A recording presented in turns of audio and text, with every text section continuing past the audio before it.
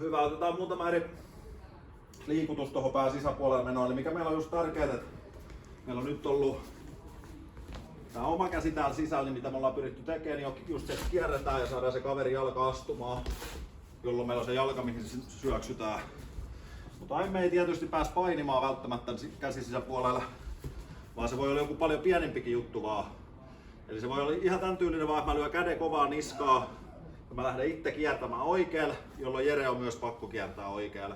Ja se on tärkeää, että me liikutetaan omiin jalkoihin myös, koska jos mä vaan lyön käden Jere niskaan, niin mitään ei tapahdu, mutta kun mä lyön sen käden ja liikun itse, niin Jere on myös pakko liikkua.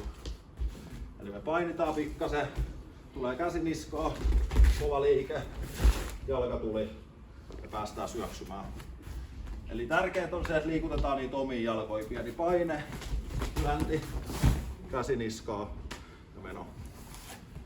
Ja samalla tavalla se alustus voi olla niinku käytännössä mitä tahansa, millä me saadaan vaan se kaverin jalat liikkumaan ja liikutetaan omiin jalkoihin. On se sitten vaikka, että mä tiputan Jeren käsivedon kieltämään, taas se Jeren jalka liikkuu. Nyt taas jos mä teen vaan käsivedon, mutta en liiku itse, niin ei Jerenkaan pakko liikkuu. Mutta kun mä teen se käsivedon ja kieltä, Jere on pakko liikuttaa sitä omaa jalkaansa. Päästään syöksymään sinne jalkaa, mitä Jere koko ajan astuu meidän eteen.